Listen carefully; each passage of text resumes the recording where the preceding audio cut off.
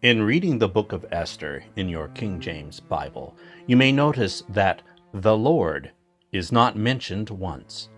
Because of this, some Christians believe that Esther is a fantasy and shouldn't belong in the Bible. However, if Esther is read from the Greek Septuagint 70, the Lord is included in the script. And the version from the Septuagint from the Book of Esther has extended portions. Or is it that parts of Esther was excluded when the King James Version was translated? As the Septuagint version is translated from the Greek instead of Hebrew, certain names will be different in pronunciation. For example, Mordecai in Greek will be Mardocheus. Ahasuerus will be Artaxerxes. Vashti will be Aston. Haman will be Ammon. Furthermore, the written Greek for Judea is similar in sound to the translation for Jew. The word Judean will be used in place of it due to the fact that Mardocheus and Esther are Benjaminites from the country of Judea, and not necessarily Judeans themselves. As for their fellow Hebrews in the captivity being Judahites from the country of Judea, Judean will still be used. In this audio presentation, the Lord's name, Yahvah, will be used in place of the title, and Elohim will be used in place of God.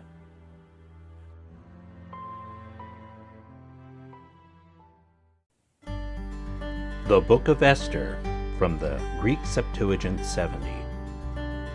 In the second year of the reign of Artaxerxes the great king, on the first day of Nisan, Mardocheus the son of Jairus, the son of Semaias, the son of Cisseus, of the tribe of Benjamin, a Judean dwelling in the city of Susa, a great man serving in the king's palace, saw a vision.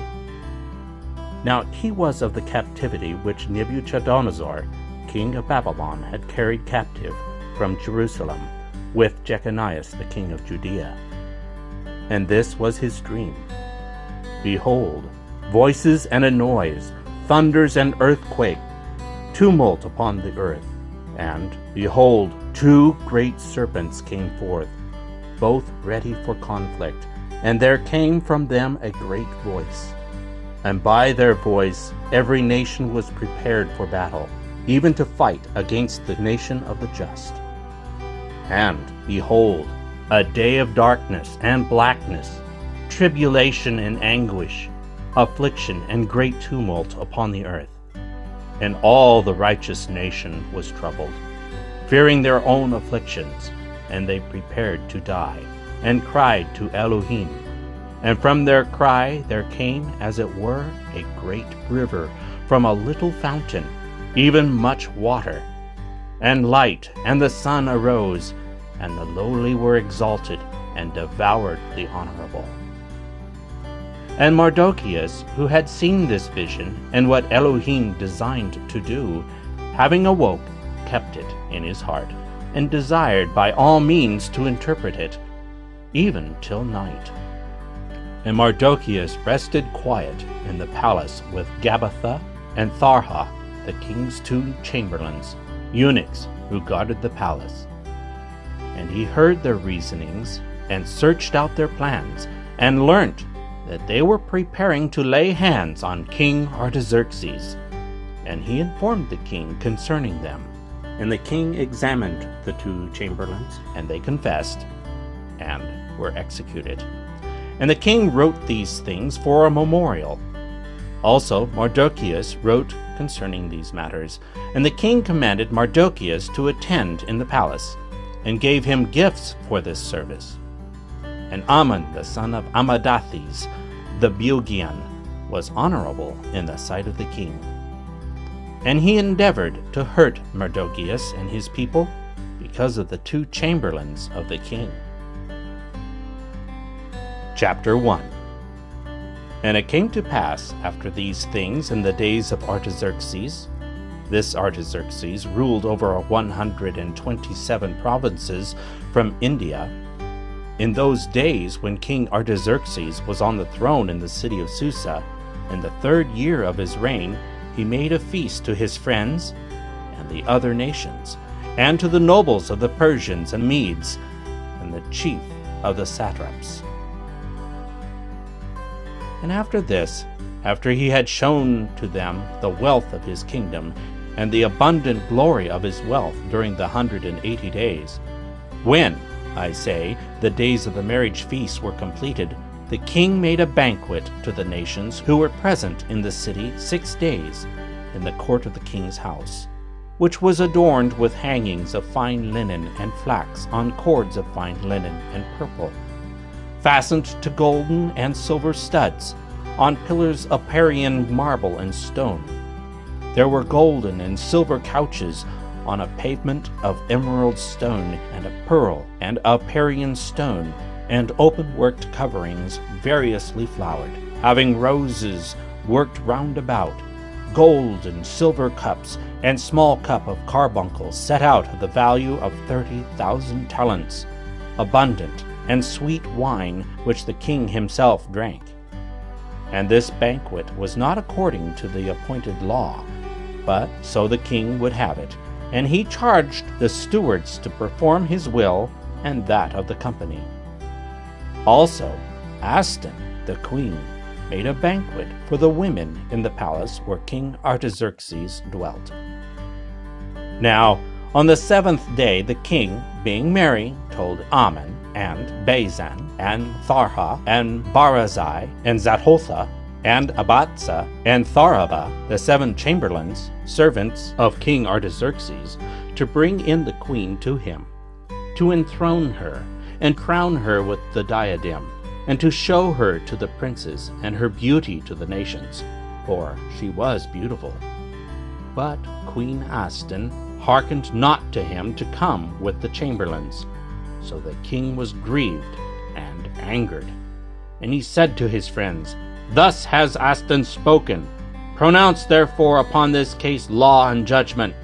So Archelaus and Sarsatheus and Malasir, the princes of the Persians and Medes, who were near the king, who sat chief in rank by the king, drew near to him, and reported to him according to the law how it was proper to do to Queen Aston, because she had not done the things commanded of the king by the chamberlains.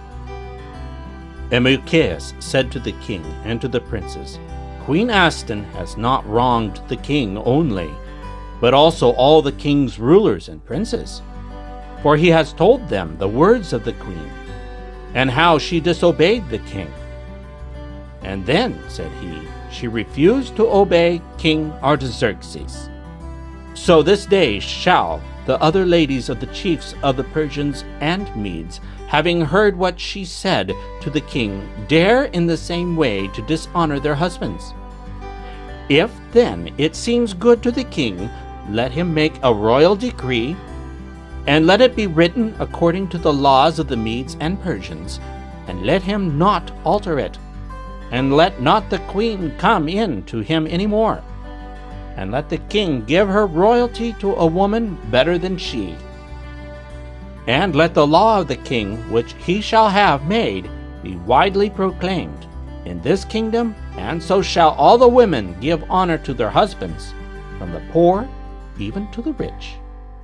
And the saying pleased the king and the princes, and the king did as Mucaeus had said, and sent into all his kingdom through the several provinces according to their languages, in order that men might be feared in their own houses.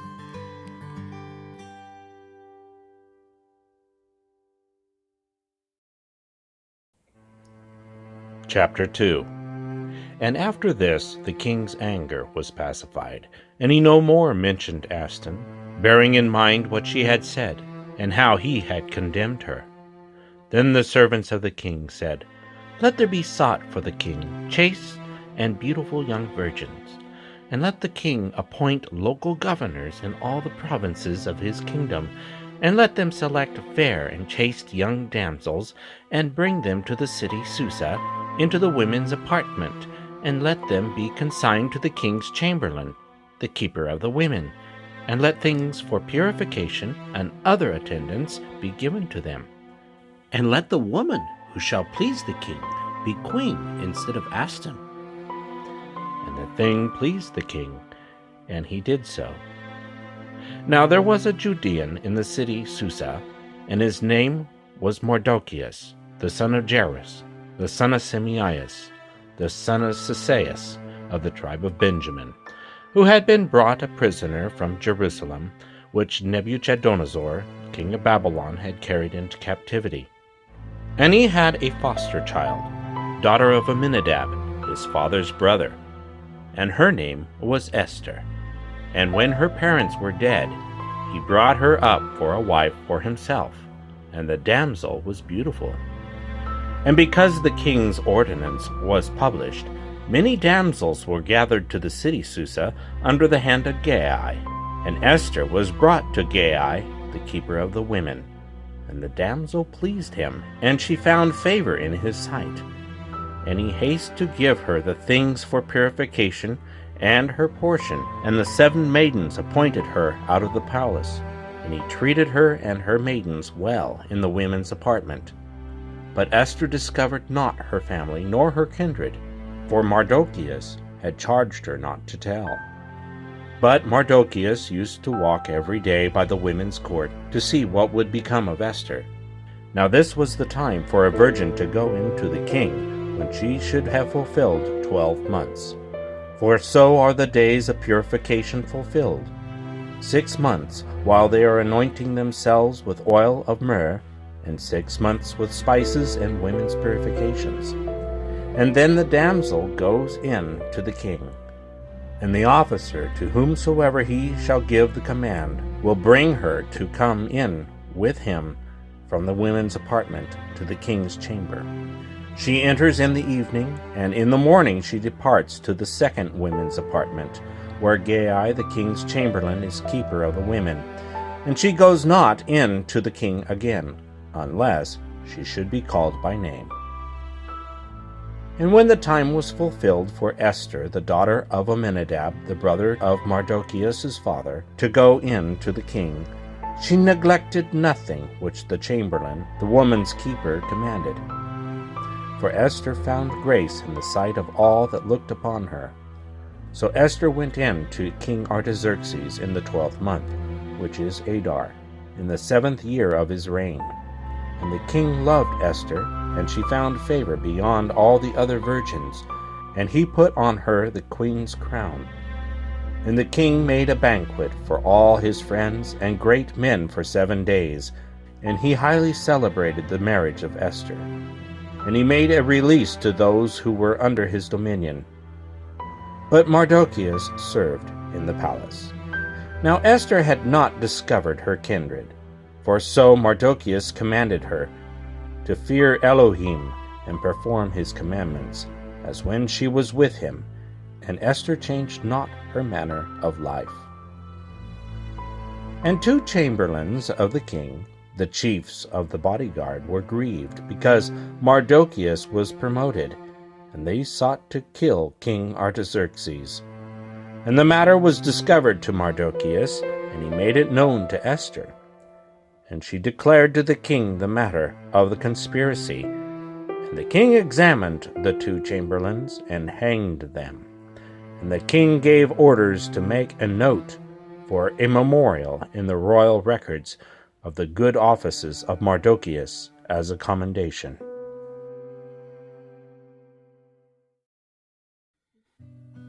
Chapter 3.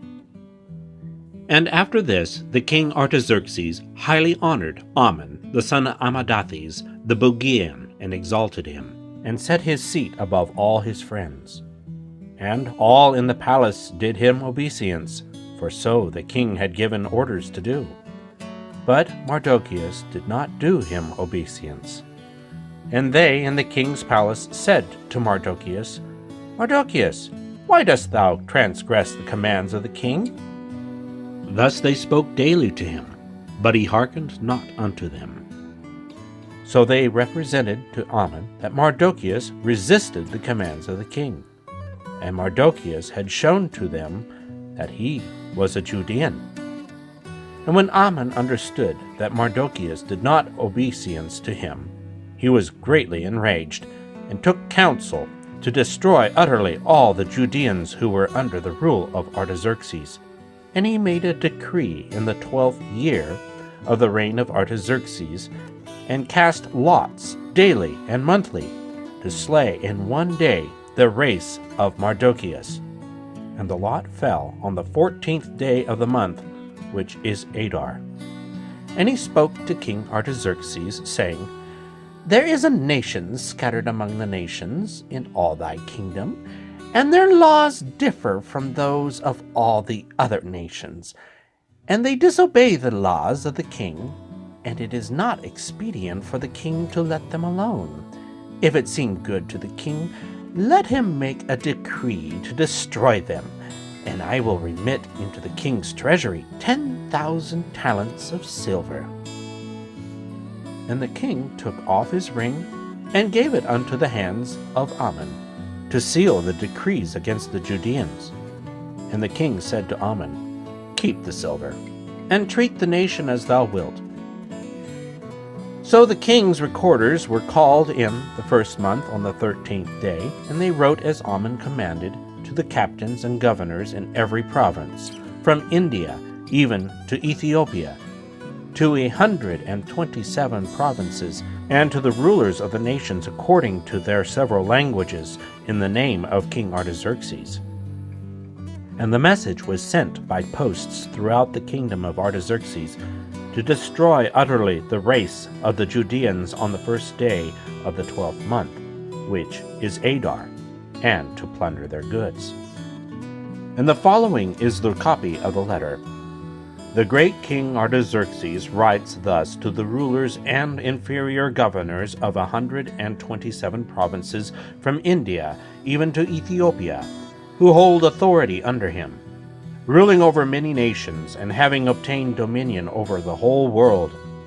I was minded, not elated by the confidence of power, but ever conducting myself with great moderation and with gentleness, to make the lives of my subjects continually tranquil, desiring both to maintain the kingdom quiet and orderly to its utmost limits, and to restore the peace desired by all men. But when I inquired of my counselors how this should be brought to pass, Aman, who excels in soundness of judgment among us, and has been manifestly well inclined without wavering, and with unshaken fidelity, and has obtained the second post in the kingdom, informed us that a certain ill-disposed people is mixed up with all the tribes throughout the world, opposed in their laws to every other nation, and continually neglecting the commands of the kings, so that the united government blamelessly administered by us is not quietly established. Having then conceived that this nation alone of all others is continually set in opposition to every man, introducing as a charge a foreign code of laws, and injuriously plotting to accomplish the worst of evils against our interests and against the happy establishment of the monarchy, we have accordingly appointed those who are signified to you in the letters written by Aman, who is set over the public affairs and is our second governor, to destroy them all utterly, with their wives and children, by the sword of the enemies, without pitying or sparing any, on the 14th day of the 12th month Adar of the present year, that the people aforetime, and now ill disposed to us, having been violently consigned to death in one day, may hereafter secure to us continually a well-constituted and quiet state of affairs.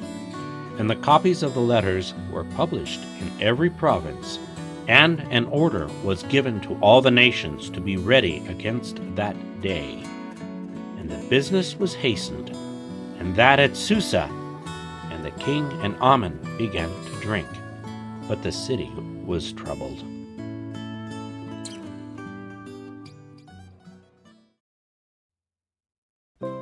Chapter 4. But Mardochæus, having perceived what was done, rent his garments, and put on sackcloth, and sprinkled dust upon himself. And having rushed forth through the open street of the city, he cried with a loud voice, "A nation that has done no wrong is going to be destroyed." He came to the king's gate, and stood, for it was not lawful for him to enter into the palace, wearing sackcloth and ashes. And in every province where the letters were published, there was crying and lamentation and great mourning on the part of the Judeans. They spread for themselves sackcloth and ashes. And the queen's maids and chamberlains went in and told her, and when she had heard what was done, she was disturbed. And she sent to clothe Mardochæus, and take away his sackcloth, but he consented not.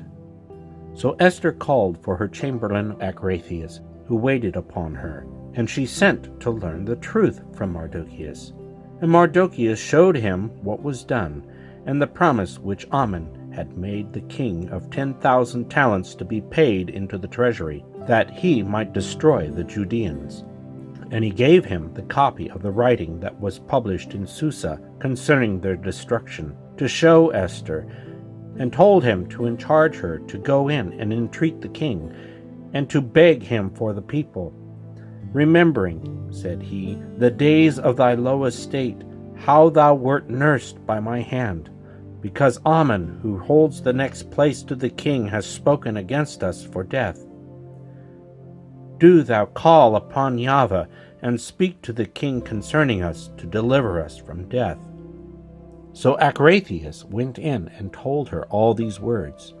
And Esther said to Agratheus, "Go to Mardochæus and say, All the nations of the empire know that whoever, man or woman, shall go in to the king in the inner court uncalled, that person cannot live. Only to whomsoever the king shall stretch out his golden scepter, he shall live. And I have not been called to go in to the king these 30 days. And Agratheus reported to Mardochæus all the words of Esther. Then Mardochæus said to Agratheus, "Go and say to her, Esther, say not to thyself that thou alone wilt escape in the kingdom, more than all the other Judeans. For if thou shalt refuse to hearken on this occasion, help and protection will be to the Judeans from another quarter, but thou and thy father's house will perish. And who knows, if thou hast been made queen for this very occasion?" And Esther sent the man that came to her to Mardochæus, saying, "Go and assemble the Judeans that are in Susa, and fast for me, and eat not and drink not for 3 days, night and day. And I also and my maidens will fast. And then I will go in to the king contrary to the law, even if I must die." So Mardochæus went and did all that Esther commanded him. And he besought Yahvah, making mention of all the works of Yahvah. And he said, "Yahvah Elohim, King ruling over all, for all things are in thy power, and there is no one that shall oppose thee in thy purpose to save Israel. For thou hast made the heaven and the earth, and every wonderful thing in the world under heaven, and thou art Yahvah of all. And there is no one who shall resist thee, Yahvah. Thou knowest all things, thou knowest, Yahvah, that it is not in insolence, nor haughtiness, nor love of glory that I have done this, to refuse obeisance to the haughty Aman. For I would gladly have kissed the soles of his feet for the safety of Israel. But I have done this that I might not set the glory of man above the glory of Elohim. And I will not worship anyone except thee, my Yahvah, and I will not do these things in haughtiness. And now, O Yahvah Elohim, the King, the Elohim of Abraham, spare thy people, for our enemies are looking upon us to our destruction, and they have desired to destroy thine ancient inheritance. Do not overlook thy peculiar people, whom thou hast redeemed for thyself out of the land of Egypt. Hearken to my prayer, and be propitious to thine inheritance, and turn our mourning into gladness, that we may live and sing praise to thy name, O Yahvah, and do not utterly destroy the mouth of them that praise thee, O Yahvah. And all Israel cried with all their might, for their death was before their eyes. And Queen Esther betook herself for refuge to Yahvah, being taken as it were in the agony of death. And having taken off her glorious apparel, she put on garments of distress and mourning. And instead of grand perfumes, she filled her head with ashes and dung. And she greatly brought down her body, and she filled every place of her glad adorning with the torn curls of her hair. And she besought Yahvah Elohim of Israel, and said, O my Yahvah, thou alone art our King. Help me, who I am destitute, and have no helper but thee, for my danger is near at hand. I have heard from my birth, in the tribe of my kindred, that thou, Yahvah, tookest Israel out of all the nations, and our fathers out of all their kindred, for a perpetual inheritance, and hast wrought for them all that thou hast said. And now we have sinned before thee, and thou hast delivered us into the hands of our enemies, because we honored their gods. Thou art righteous, O Yahvah. But now they have not been contented with the bitterness of our slavery, but have laid their hands on the hands of their idols, in order to abolish the decree of thy mouth, and utterly to destroy thine inheritance, and to stop the mouth of them that praise thee, and to extinguish the glory of thine house and thine altar, and to open the mouth of the Gentiles, to speak the praises of vanities, and in order that a mortal king should be admired forever. O Yahvah, do not resign thy scepter to them that are not, and let them not laugh at our fall, but turn their counsel against themselves, and make an example of him who has begun to injure us.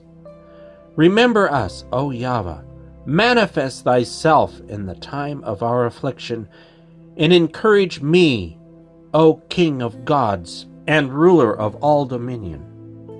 Put harmonious speech into my mouth before the lion, and turn his heart to hate him that fights against us, to the utter destruction of him and of them that consent with him. But deliver us by thine hand, and help me who am destitute, and have none but thee, O Yahvah. Thou knowest all things, and knowest that I hate the glory of transgressors, and that I abhor the couch of the uncircumcised and of every stranger. Thou knowest my necessity, for I abhor the symbol of my proud station, which is upon my head in the days of my splendor.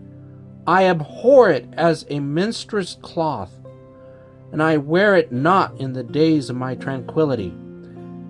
And thy handmaid has not eaten at the table of Ammon, and I have not honored the banquet of the king, neither have I drunk wine of libatations. Neither has thy handmaid rejoiced since the day of my promotion until now, except in thee, O Yahvah Elohim of Abraham. O Elohim, thou hast power over all.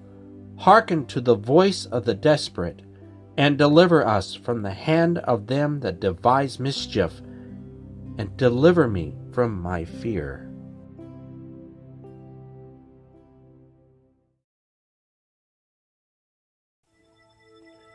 Chapter 5.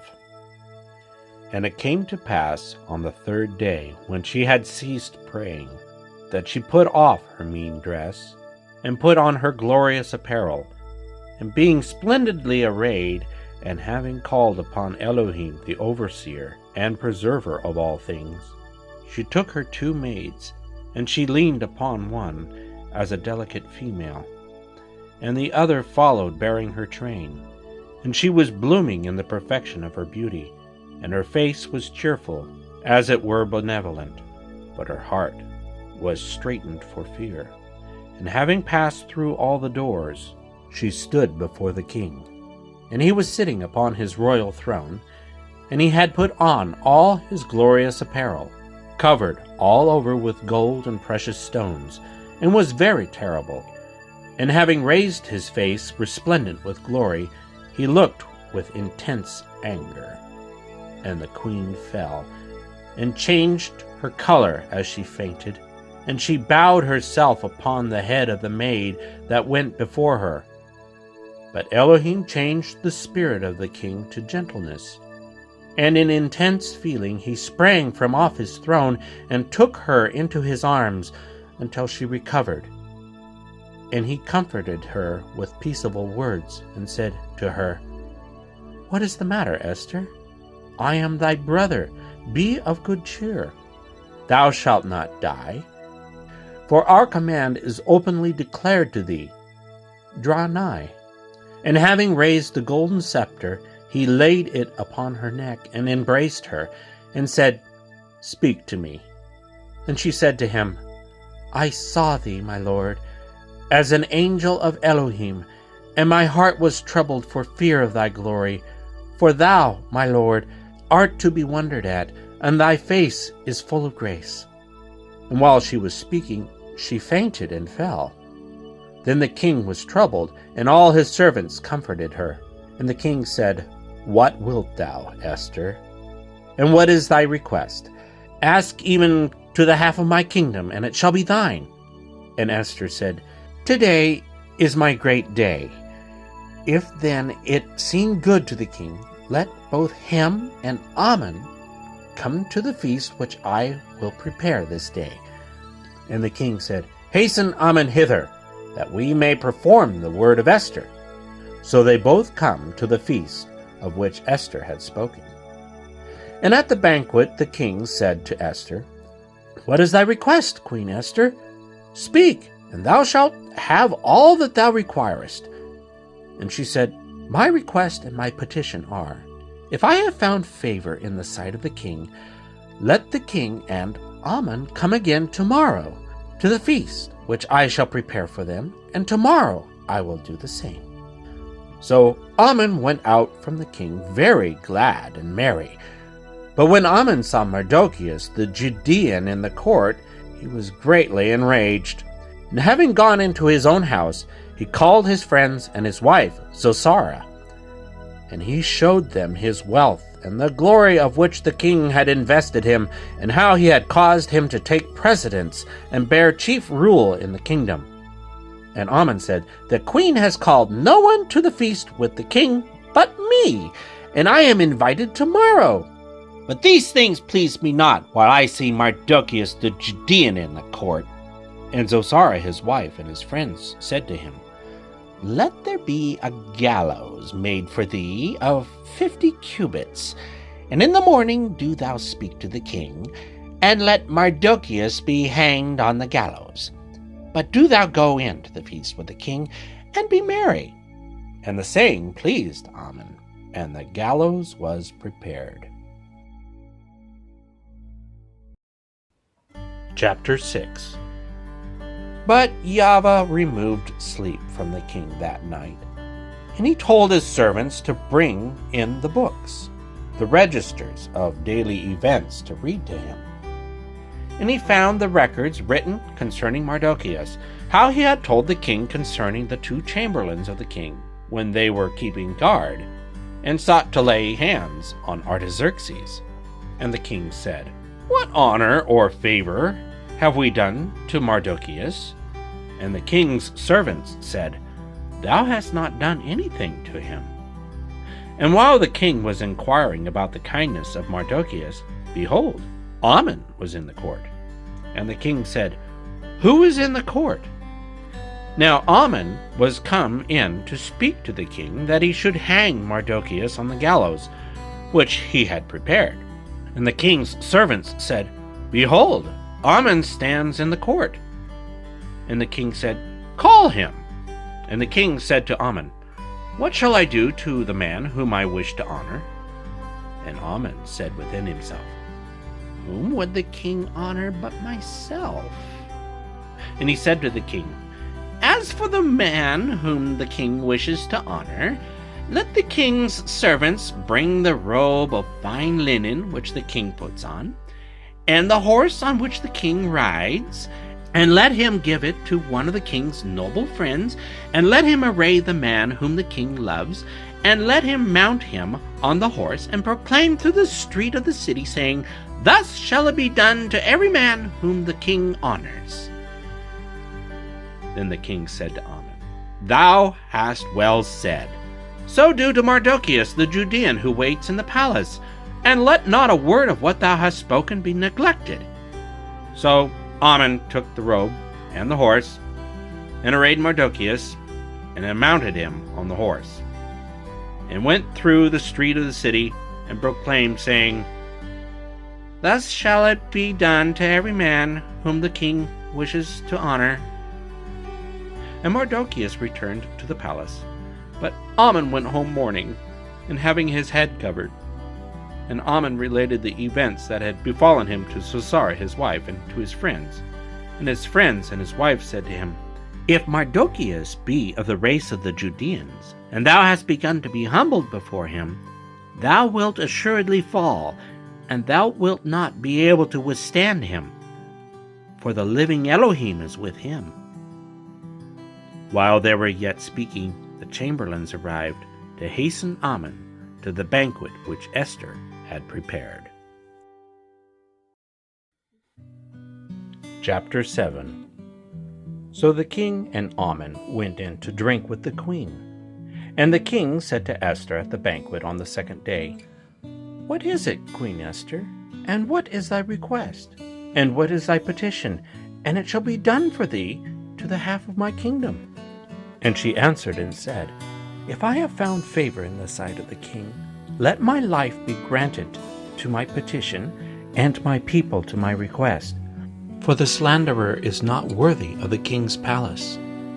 And the king said, "Who is this that has dared do this thing?"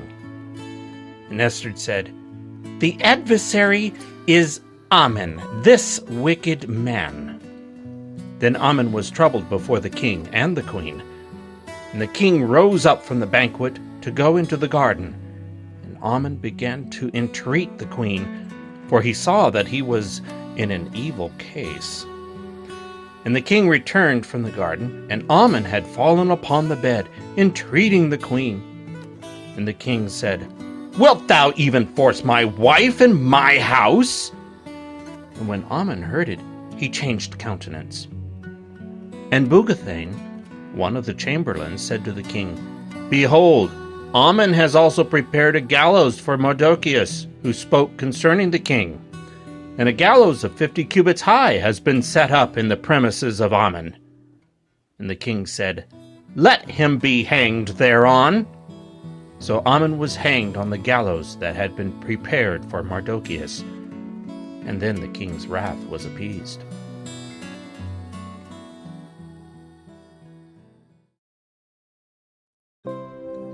Chapter 8.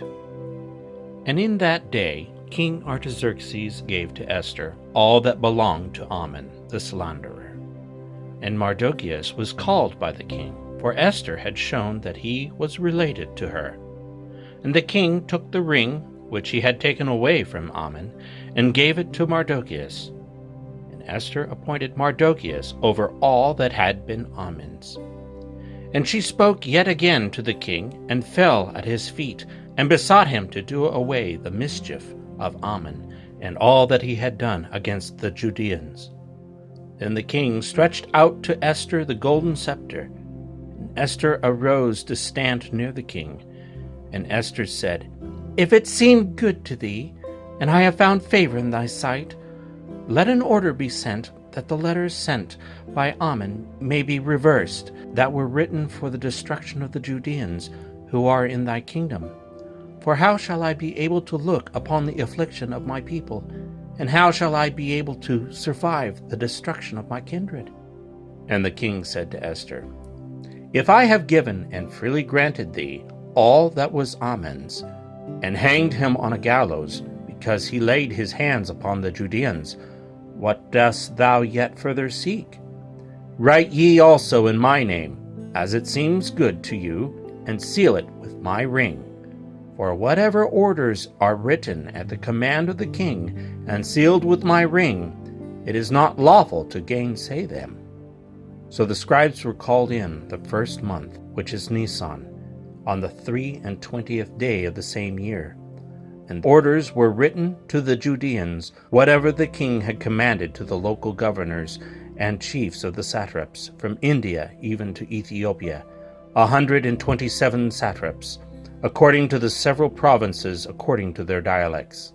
And they were written by order of the king, and sealed with his ring. And they sent the letters by the posts, wherein he charged them to use their own laws in every city, and to help each other, and to treat their adversaries, and those who attacked them as they pleased.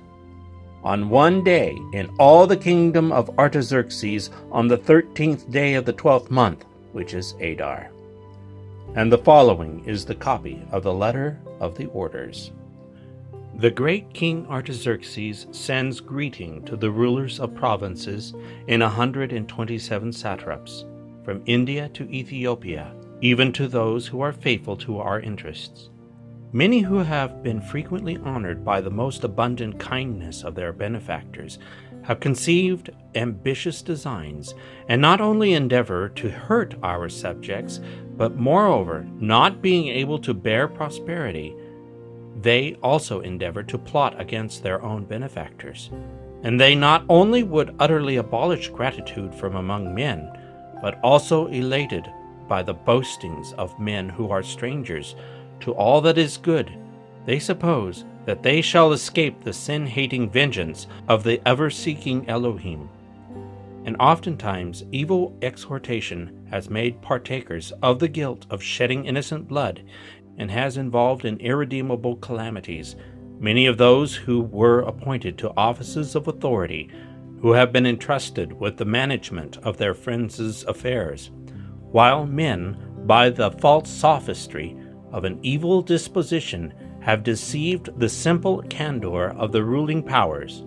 And it is possible to see this, not so much from the ancient traditionary accounts, as it is immediately in your power to see it by examining what things have been wickedly perpetrated by the baseness of men unworthily holding power. And it is right to take heed with regard to the future, that we may maintain the government in undisturbed peace for all men, adopting needful changes, and ever judging those cases which come under our notice, with truly equitable decision. For whereas Amon, the Macedonian, the son of Amadathes, in reality an alien from the blood of the Persians, and differing wildly from our mild course of government, having been hospitably entertained by us, obtained so large a share of our universal kindness as to be called our father, and to continue the person next to the royal throne reverenced of all. He, however, overcome by the pride of his station, endeavored to deprive us of our dominion and our life, having by various and subtle artifices demanded for destruction both Mardocheus, our deliverer and perpetual benefactor, and Esther, the blameless consort of our kingdom, with their whole nation. For by these methods, he thought, having surprised us in a defenseless state, to transfer the dominion of the Persians to the Macedonians. But we find that the Judeans, who have been consigned to destruction by the most abominable of men, are not malefactors, but living according to the justest laws, and being the sons of the living Elohim, the Most High and Mighty, who maintains the kingdom, to us as well as our forefathers, in the most excellent order. Ye will therefore do well in refusing to obey the letters sent by Amon the son of Amadathes, because he that has done these things has been hanged with his whole family at the gates of Susa, Almighty Elohim having swiftly returned to him a worthy recompense. We enjoin you then, having openly published a copy of this letter in every place, to give the Judeans permission to use their own lawful customs, and to strengthen them, that on the 13th day of the 12th month Adar, on the selfsame day, they may defend themselves against those who attacked them in a time of affliction. For in the place of the destruction of the chosen race, Almighty Elohim has granted them this time of gladness. Do ye therefore also among your notable feasts keep a distinct day with all festivity, that both now and hereafter it may be a day of deliverance to us, and those who are well disposed toward the Persians, but to those that plotted against us a memorial of destruction. And every city and province collectively, which shall not do accordingly, shall be consumed with vengeance by spear and fire. It shall be made not only inaccessible to men, but also most hateful to wild beasts and birds forever. And let the copies be posted in conspicuous places throughout the kingdom, and let all the Judeans be ready against this day to fight against their enemies. So the horsemen went forth with haste to perform the king's commands, and the ordinance was also published in Susa. And Mardochæus went forth, robed in the royal apparel, and wearing a golden crown and a diadem of fine purple linen. And the people in Susa saw it and rejoiced, and the Judeans had light and gladness. In every city and province, wherever the ordinance was published, wherever the proclamation took place, the Judeans had joy and gladness, feasting and mirth. And many of the Gentiles were circumcised, and became Judeans for fear of the Judeans.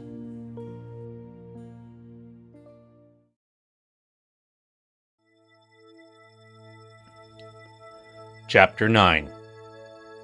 For in the 12th month, on the 13th day of the month, which is Adar, the letters written by the king arrived. In that day the adversaries of the Judeans perished, for no one resisted through fear of them. For the chiefs of the satraps and the princes and the royal scribes honored the Judeans, for the fear of Mardochæus lay upon them. For the order of the king was in force, that he should be celebrated in all the kingdom. And in the city Susa the Judeans slew 500 men, both Pharsanes and Delphon, and Phazca, and Pharadatha, and Baria, and Sarbaka, and Marmasama, and Rufius, and Arsaeus, and Zabutheus, the 10 sons of Ammon, the son of Amadathes the Bugian, the enemy of the Judeans. And they plundered their property on the same day. And the number of them that perished in Susa was rendered to the king. And the king said to Esther, The Judeans have slain 500 men in the city Susa.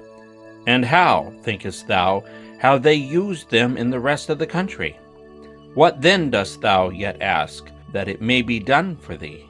And Esther said to the king, Let it be granted to the Judeans so to treat them tomorrow, as to hang the 10 sons of Ammon.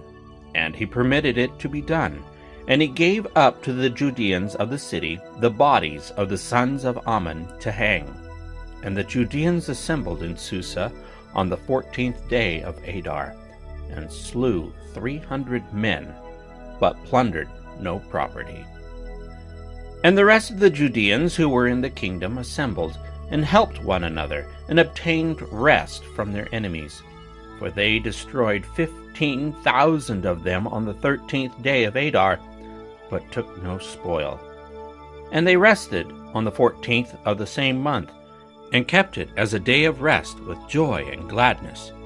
And the Judeans in the city Susa assembled also on the 14th day, and rested. And they kept also the 15th with joy and gladness. On this account, then, it is that the Judeans dispersed in every foreign land keep the 14th of Adar as a holy day with joy, sending portions each to his neighbor. And Mardochæus wrote these things in a book, and sent them to the Judeans, as many as were in the kingdom of Artaxerxes, both them that were near and them that were afar off, to establish these as joyful days, and to keep the 14th and 15th of Adar. For on these days the Judeans obtained rest from their enemies. And as to the month, which was Adar, in which a change was made for them from mourning to joy, and from sorrow to a good day, to spend the whole of it in good days of feasting and gladness, sending portions to their friends and to the poor. And the Judeans consented to this accordingly, as Mardochæus wrote to them, showing how Ammon, the son of Ammedathes, the Macedonian, fought against them, how he made a decree and cast lots to destroy them utterly. Also how he went in to the king, telling him to hang Mardochæus. But all the calamities he tried to bring upon the Judeans came upon himself, and he was hanged, and his children. Therefore these days were called Frulre, because of the lots. For in their language they are called Frulre, because of the words of this letter, and because of all they suffered on this account, and all that happened to them. And Mardochæus established it, and the Judeans took upon themselves, and upon their seed, and upon those that were joined to them to observe it. Neither would they on any account behave differently. But these days were to be a memorial, kept in every generation and city, and family, and province.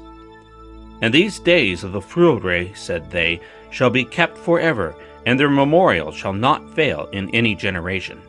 And Queen Esther, the daughter of Amminadab, and Mardochæus the Judean, wrote all that they had done, and the confirmation of the letter of Frulre.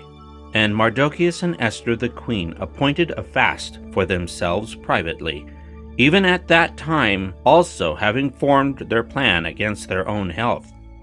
And Esther established it by a command forever, and it was written for a memorial.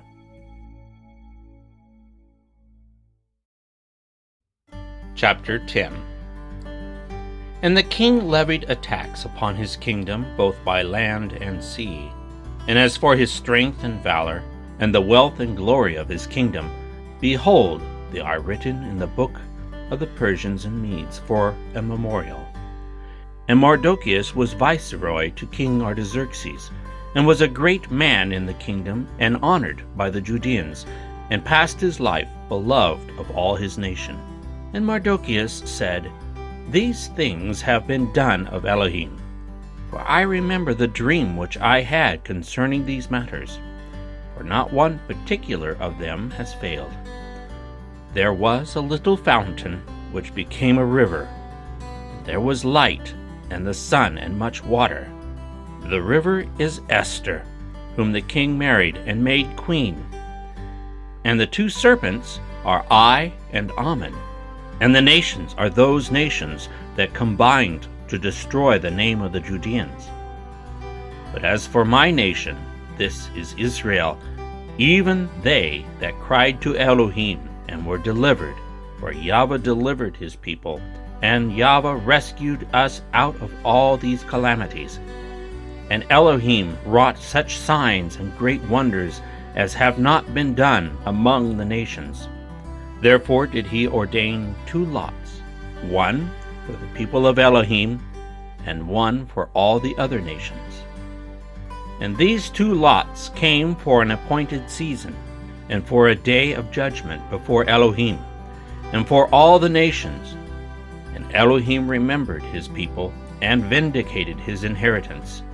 And they shall observe these days in the month Adar, on the 14th and on the 15th day of the month, with an assembly, and joy, and gladness before Elohim throughout the generations forever among his people Israel. In the 4th year of the reign of Ptolemy and Cleopatra, Dositheus, who said that he was a priest and a Levite, and Ptolemy his son, brought in the published letter of Frulre, which they said existed, and which Lysimachus the son of Ptolemy, who was in Jerusalem, had interpreted. This is the end of the Book of Esther. This recording was finished on the 31st of March, 2017.